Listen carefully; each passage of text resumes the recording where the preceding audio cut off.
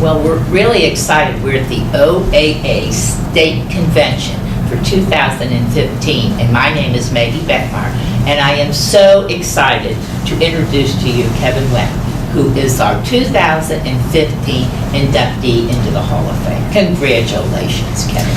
Congratulations. Thanks, Maggie. And I'd like him to share some of the highlights of his career, if you'll do that for us, Kevin. Okay. How long have you been in the business?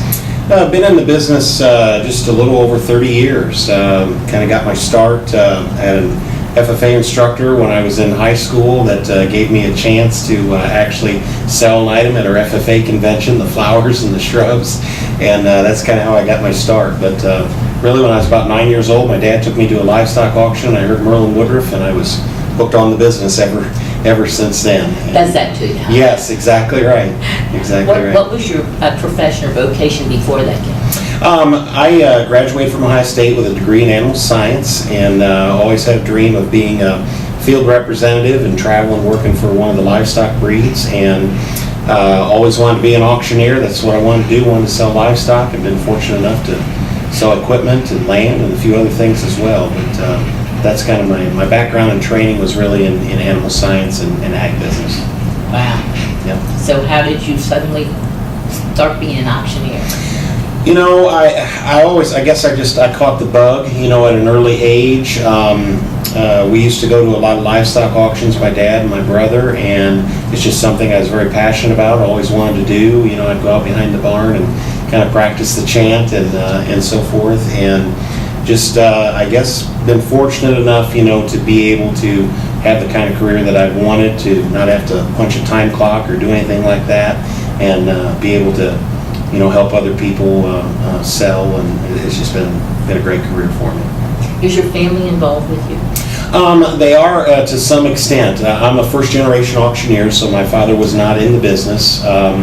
But my wife, Megan, who I've been married to for 15 years, we had a computer clerking business, and she would go with me to the livestock auctions, and then we had two beautiful children, and that kind of changes things, you know, in a hurry. So she is still involved in our business on the scale of working with our nonprofit organizations and some missions and things like that. So it's been very enjoyable. With your marketing today, you know, do you see it changing over the years since you started?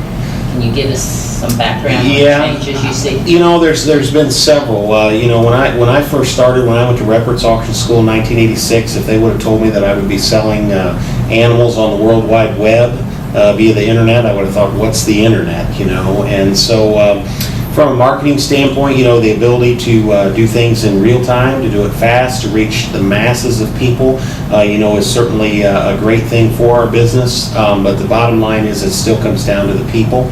You're still working for people on the other end. And I tell folks that when I teach auction school, you know, a person can work their lifetime for their possessions, and we can sell them out in a matter of minutes or hours. And so to always keep that important, and that's what I've always tried to do is remember there's people tied behind all those assets that we sell. What's your demographics again? I traveled to about 24 states doing livestock auctions and machinery auctions, a little bit of real estate as well. But you know, mainly a lot of my focus would be in the Midwest. Work with a lot of Midwestern families would be the main focus, but that's kind of the geographic area that I cover. Has the OAA and NAA, I know you're members of those, I don't have to ask you if you are, it really impacted your life? Unbelievable, Maggie. I would tell you I attended my first convention in the early 90s. Didn't have enough money to pay for the full registration for convention. Just came to parts of the seminars and so forth, and met so many fabulous auctioneers. And then one of the things that I did that was kind of interesting is, you know, I needed help with contracts, I needed help with advertising, marketing, all those things when you're just getting going into business. And so I sent out, I believe I sent out 10 letters to different auctioneers in the state of Ohio, and I got a response back from 7 of those auctioneers had mailed me information. The other 3 talked to me in person. I mean, it was 100% sharing contracts, advertising, marketing ideas to really help me grow my business, and the rest is kind of history. Oh, wow, that's wonderful.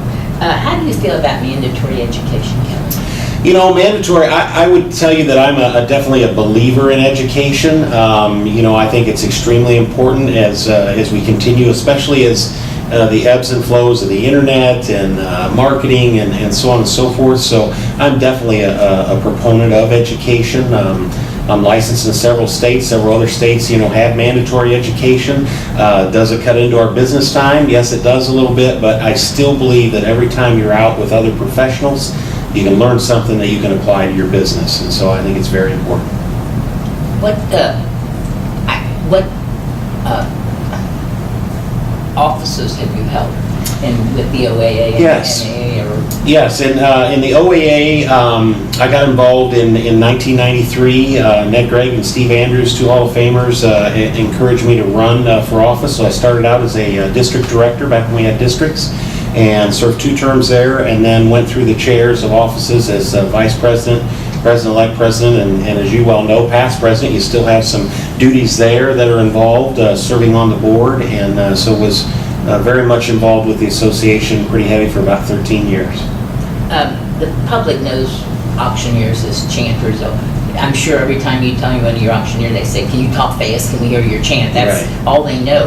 But there's more to being an auctioneer, isn't there? Oh yes, definitely, Maggie. I think knowing the business, having honesty, integrity, treating people fairly, being able to admit mistakes. I know one of the things very early on in my career, I ran onto an auction that had some items that I knew nothing about, but you call professionals that you meet at these conventions and seminars and stuff that have the experience, you bring them in, and you do the best job for your seller. So I think that's very important, is knowing that business. The chant side of it is important, being able to call the bids and be clear and concise, but the business aspect of it is extremely important when you're dealing with people and money and the kinds of dollars we deal with in our industry. Do you do online? Yes, I do. We have a company called showpig.com that sells livestock on the internet, mainly hogs. We were actually the first company to do that, and this year alone we sold pretty close to about $18 million worth of animals online, about 22,000 pigs in 43 states. Wow. So it's a serious business for us. Tell us an interesting story or something unique or something that you've sold. I have a lot of people ask me that. They'll say, what's the most interesting thing you sold? And I've been fortunate, to be involved with a lot of great auctions, but probably the most 2 unique items, and they didn't bring a whole lot, but one day when I was first getting going in the auction business, Rick Vogel and I had an auction in Marion, Ohio, and I sold a mop bucket and a chicken feeder in the same lot. And so I always remember that it's a combination, how would that ever go together? And I think it brought a couple bucks. But I've had some great auctions of high dollar farm machinery and things like that. But, it's those little things you remember, just like the mop bucket. The mop bucket and the chicken feeder. I can understand that. Yep. Do you have anything else you'd just like to tell and add about your passion? The auction business is really unbelievable, I guess. It's a career that you can kind of create your own little niche. And it's also a career that you can change. When I started out, I was just going to be a livestock auctioneer. I wasn't going to be anything but that. And then as I went through my career and coming to conventions, CI school, some of those things, I thought, man, I need to get into real estate. I need to get into machinery and that kind of things. And we've done some benefit auctions. We've done kind of the gamut of stuff. But so, have a niche market, something that you're passionate about, definitely do that. For me, it's been livestock, but then also have kind of a broad range to be able to make your business grow, and those other things can do it, and you can always change. That's right. You can tell all that to the young auctioneers. Oh, definitely. That's wonderful. You Yes. are a young auctioneer. But I can't tell you, Kevin, how thrilled I am. It's Maggie Beckmeyer, and I'm interviewing Kevin Wendt, the 2015 Hall of Fame. Thank you, Maggie. I appreciate it. Thank you. You bet. Thank you very much. Love you too. You're a great lady. Thank you. Thank you.